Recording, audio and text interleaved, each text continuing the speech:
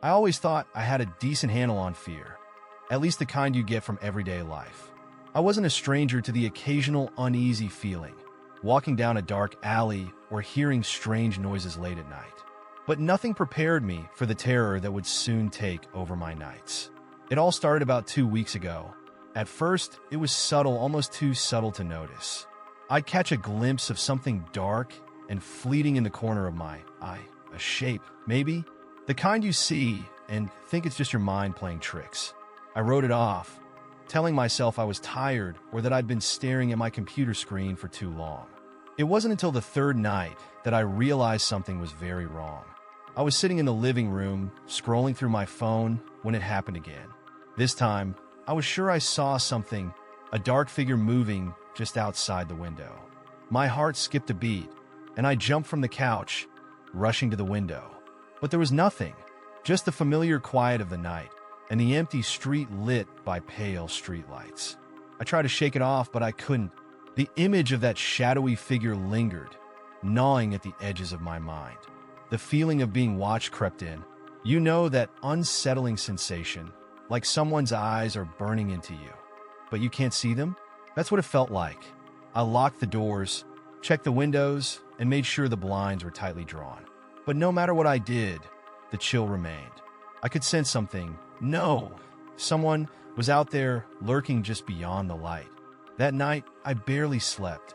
Every creak of the house, every gust of wind, made me bolt upright in bed, heart racing. It wasn't long before I noticed the shadows in my room seemed to move. At first, I thought it was just my tired eyes, but as I lay there, staring, I could swear the shadows were stretching, crawling across the walls. I didn't sleep at all after that. The next morning, I convinced myself it was all in my head. Lack of sleep can do crazy things to your brain, right? But the more I thought about it, the harder it was to ignore. Something was wrong, and that night it only got worse. It was late, close to midnight. I was sitting at my desk trying to work when the power flickered. The room plunged into darkness for just a second before the lights came back on. That's when I saw it, a figure standing at the far end of the hallway. Tall, cloaked in shadow, barely distinguishable from the darkness itself. My breath caught in my throat, and I froze. I blinked, and the figure was gone. I stood up slowly, heart hammering in my chest, and walked toward the hallway. There was no one there. The house was empty, and yet the oppressive feeling of being watched suffocated me. I called out, my voice shaky. "Hello? Is anyone there?" No response. The hairs on the back of my neck stood up as I retreated to my room, locking the door behind me. I sat in silence for what felt like hours, straining to hear any sound, any sign that I wasn't alone. But nothing came. That's when I knew it wasn't my imagination. Something was stalking me, and it only came at night. I don't think I've ever looked forward to daylight as much as I did the next morning. The sun was barely up, but I was already out of bed, making sure every window in the house was open wide, flooding the rooms with as much light as possible. The shadows that seemed so alive the night before were now harmless pools of nothingness on the floor, but the feeling of being watched still clung to me like a second skin. I told myself I had to be overreacting. Maybe it was just a trick of the mind. Too many horror movies, too much stress from work. But deep down, I knew that wasn't it. I felt it in my gut, the kind of dread that no amount of logic can dispel. Still, I tried to carry on as usual. I went to work, chatted with my coworkers, and buried myself in meetings. It helped, but only a little. That creeping sensation, the one that something or someone was watching me, never fully went away. As the day came to an end, the sinking realization hit me. I had to go home, back to the house where the shadows moved on their own, where a figure lurked just beyond the edge of the light. That night, I made sure every light in the house was on. It was a ridiculous sight, I'm sure. My entire house glowing like a beacon in the dark. But I didn't care. The light made me feel safer, and I wasn't ready to face the darkness again. Not yet. But the thing about fear is it doesn't care about the light. It finds you no matter where you hide. I was lying in bed, eyes fixed on the ceiling, when I heard it. Footsteps. Slow, deliberate, moving down the hall outside my room. My body froze, but my mind was racing. I didn't want to believe it. There was no one else in the house. There couldn't be. But the footsteps continued, growing louder, closer. I grabbed my phone, fingers shaking, and dialed 911. As the phone rang, I whispered, "There's someone in my house. Please send someone quickly." The operator assured me help was on the way, but those few minutes felt like hours. I stayed still, listening, waiting. The footsteps stopped just outside my bedroom door. I could hear breathing, low, rasping breaths. My heart pounded in my ears, drowning out everything else. I didn't dare move, didn't dare breathe. Suddenly, the doorknob rattled. Once, twice. Whoever or whatever was on the other side wanted in. Just as I was about to scream, the sound stopped. Silence filled the air. I held my breath, waiting for something, anything, but there was nothing. A knock at the front door broke the silence. It was the police. I rushed to the door, flinging it open, relief flooding over me as two officers stood on the porch. They checked the house from top to bottom, but of course, they found nothing. "Are you sure you didn't just imagine it?" one of the officers asked, his tone skeptical. "You've had a long day. Sometimes stress can play tricks on your mind." I didn't argue, but I knew what I heard. I knew what I felt. It wasn't in my head.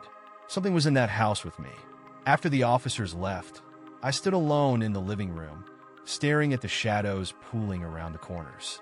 The feeling of being watched was back, stronger than ever. I could almost feel eyes on me, piercing through the walls, the windows, the dark. My skin crawled. I didn't sleep that night. I sat on the couch, every light blazing, waiting for the dawn. The next few days passed in a blur, each one dragging me deeper into a state of paranoia. I couldn't shake the feeling that no matter where I went, the shadows were following me. It didn't help that the nights were getting longer, the darkness lingering as if to taunt me.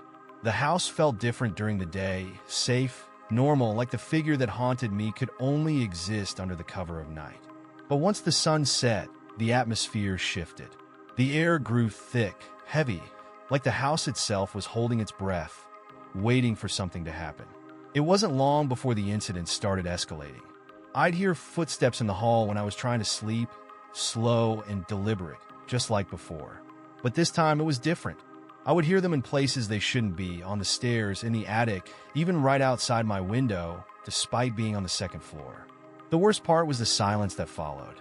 The footsteps always stopped just as I thought they would reach me, leaving nothing but the sound of my own panicked breathing. One night, I tried to record it. I set up my phone in the hallway, propped up against the wall, hoping to catch some proof that I wasn't losing my mind. Hours passed, and I sat in bed, staring at the door, waiting for the familiar sound of the footsteps. I almost gave up when I finally heard it, the slow, deliberate creak of the floorboards, closer and closer. I didn't move. I was frozen in place, listening as the steps stopped just outside my room. My heart was pounding so loudly, I thought it might drown out everything else. I reached for my phone, hands shaking, and checked the recording. My stomach dropped. The video showed nothing. The hallway was empty, completely still. But the sound, the footsteps were there, clear as day, echoing through the recording. The heavy breathing that followed was unmistakable. I could hear it again, just like I had that first night, low and guttural, like something ancient and primal. And then nothing. The video ended. I replayed it over and over, trying to make sense of it, but no matter how many times I watched, the result was the same. The hallway was empty. The footsteps weren't. I started sleeping during the day, staying awake through the night. I couldn't trust the darkness anymore. Every shadow seemed to move. Every whisper of the wind sounded like something lurking just beyond the walls. And the figure, it was always there, somewhere in the corner of my vision, watching, waiting. I never saw it directly, but I felt it. It was as if the shadows themselves were alive, creeping toward me when I wasn't looking. The breaking point came a week later. I was in the kitchen, standing in front of the sink, washing the dishes, when I felt it, someone standing right behind me. The air grew cold, unnaturally cold, and my breath came out in short, visible puffs. I froze, gripping the edge of the counter, terrified to turn around. But I had to. Slowly, I twisted my head, heart hammering in my chest, ready to confront whatever was behind me. But there was nothing, just the empty kitchen, lit by the dim glow of the overhead light. I let out a shaky breath, laughing nervously at myself. I must have been imagining it, I thought. Then, out of the corner of my eye, I saw it. The figure standing in the doorway to the living room, just watching me. It was tall, impossibly tall, and its body seemed to melt into the shadows around it. My blood ran cold. I blinked, and it was gone. This was no longer just fear. This was terror. Whatever it wasn't human, and it wasn't going to leave. By this point, I had started to question my sanity. My mind felt like it was unraveling, piece by piece, as the night stretched on in a relentless nightmare. I thought about moving, about leaving everything behind, but deep down I knew it wouldn't help. The figure, the shadows, it had attached itself to me. It wasn't the house. It was me. One night, I decided I couldn't take it anymore. I needed answers. I needed to know what was tormenting me, why it was stalking me. Armed with a flashlight and a desperate sense of determination, I ventured into the parts of the house I had been avoiding, the attic and the basement. If something was hiding in the darkness, I was going to find it. The attic was my first stop. I hadn't been up there since I moved in, and the air was thick with dust and the smell of old wood. My flashlight cut through the darkness, illuminating nothing but cobwebs and forgotten boxes. But then, something strange caught my eye, a set of faint scratch marks on the floor, leading toward the far wall. They looked fresh, as if something had been dragged across the wood recently. My heart raced as I followed the marks, the flashlight flickering slightly as I approached the wall. For a moment, I thought I saw something shift in the corner of the attic, but when I turned the light toward it, there was nothing there. Still, the feeling of being watched grew stronger, the air pressing down on me with an almost unbearable weight. I knew I wasn't alone. I left the attic and descended into the basement, the stairs creaking under my weight. The basement was worse, colder, darker, and filled with the kind of silence that felt alive. The concrete walls seemed to close in around me as I stepped further inside, sweeping the flashlight from side to side. I almost didn't notice the small door at the back of the basement, hidden in the shadows. It looked ancient, its wood warped and cracked, as if it had been there for centuries. Taking a deep breath, I reached for the handle, my hand trembling as I gripped the cold metal. The door groaned as I pulled it open, revealing a narrow crawl space that stretched into darkness. The smell that wafted out was foul, damp, and rotting. My stomach churned, but I knew I had to see what was inside. I crawled through, my flashlight barely cutting through the thick darkness. The walls felt like they were closing in, and I had to fight the rising panic in my chest. After what felt like an eternity, I reached the end of the tunnel, where the space opened up into a small chamber. The walls were lined with old, crumbling brick, and in the center of the room was something that made my blood run cold. A series of strange symbols etched into the floor, surrounding a small, charred object. It looked like a doll, or what was left of one, blackened and twisted beyond recognition.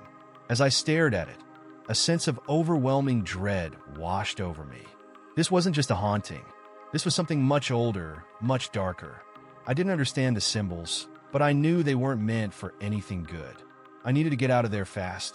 As I scrambled to crawl back through the tunnel, I heard it again, the footsteps, slow, deliberate, and this time they were right behind me. My breath caught in my throat as I crawled faster, desperate to reach the basement. The flashlight flickered wildly, casting shadows that twisted and danced along the walls. I was almost out when the footsteps stopped, and a cold hand brushed against my ankle. I screamed, scrambling forward, bursting out of the crawl space and slamming the door shut behind me. My chest heaved with panic as I backed away from the door, staring at it in horror. Whatever had touched me wasn't human. It was the same presence that had been haunting me, but now it was closer, too close. I fled upstairs, locking myself in my room, heart racing as I tried to process what had just happened. My ankle still burned from the icy touch. The figure wasn't just lurking in the shadows anymore. It had made contact. I knew then that there was no escape. I knew I couldn't run from it anymore. Whatever was haunting me wasn't going to stop until it had me, until it consumed me, body and soul. After that night in the basement, after feeling that cold, unnatural hand wrapped around my ankle, everything changed. The terror became constant. It was no longer confined to the night. Shadows followed me, creeping along the walls, no matter where I was or what time of day. Every room felt smaller, tighter, like the walls were closing in. I barely slept anymore, constantly on edge, always waiting for that inevitable moment when it would appear again. I started noticing things around the house, small, subtle signs that I wasn't alone. Objects would move from their places, doors would creak open on their own, and the air was always freezing, no matter how high I cranked the heat. It felt like the house itself had turned against me, a living, breathing entity that wanted me trapped within its walls. Then one night, the waiting finally ended. It was around 3 a.m., the dead of night. I was sitting on the edge of my bed, too exhausted to keep my eyes open, but too afraid to let them close. The air in the room felt wrong, too thick, too still. That's when I heard it again.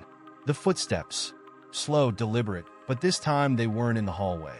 They were inside my room. My heart raced as I scanned the darkness, searching for any sign of movement. And then I saw it, the figure standing at the foot of my bed. But this time it didn't vanish when I looked at it. It stood there, tall and menacing, its form barely distinguishable from the shadows around it. Its eyes, if it even had eyes, bore into me, a black void that sucked in all the light. I wanted to scream, to run, but my body wouldn't move. I was paralyzed, trapped by its gaze, and the fear that coursed through me was unlike anything I had ever felt before. This was it. I was certain I wasn't going to survive the night. The figure didn't move at first. It just stood there, watching, as if savoring the moment. And then, without warning, it lunged forward. The room exploded in darkness as the lights flickered and died, plunging me into complete, suffocating blackness. I could feel it, cold, oppressive, wrapping around me like a shroud. I couldn't breathe, couldn't think. All I could do was feel its presence, so close now that I could smell the foul stench of decay. In a panic, I reached out, grabbing at anything I could use to defend myself, my fingers closing around the small lamp on my bedside table. With all the strength I had left, I swung it through the air, the sudden burst of light from the shattering bulb illuminating the figure for just a split second. And then it was gone. I collapsed onto the floor, gasping for breath, heart racing as the shadows around me returned to their still, silent state. My entire body trembled as I tried to process what had just happened. Had I driven it away? Or was it waiting for another chance to strike? As dawn finally broke, the oppressive weight in the air seemed to lift. I sat there, in the pale light of morning, exhausted and broken, but alive. The house was quiet, almost peaceful, but I knew better than to trust it. Whatever had been haunting me was still out there, lurking in the shadows, waiting for the night to fall again. I packed my things that morning, not caring where I went or how far I had to drive. I just knew I had to get away. But even as I left the house behind, that feeling of being watched followed me. The shadows seemed darker, longer, no matter where I went. And deep down, I knew I would never truly be free. Because some things, some horrors, never leave. They simply wait, biding their time, lurking in the darkness until they find you again. And when they do, you can't escape.